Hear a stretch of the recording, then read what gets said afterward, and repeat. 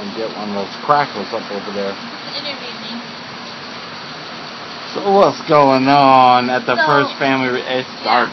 We're here in South Carolina. Whoa. I'm sorry, it's dark. So we're here in South Carolina right now. About 10 minutes ago, it was like 106, 99% humidity. We're all sweating. Yeah. We're swatting away the gnats or whatever, spraying ourselves. Yeah.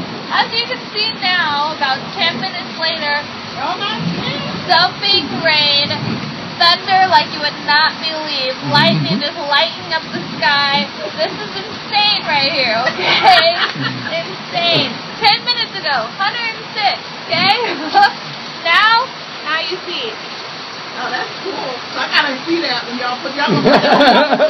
We're gonna put it on something. We definitely see it. Okay, for sure. Oh, there you go. Oh, wow. Don't get me.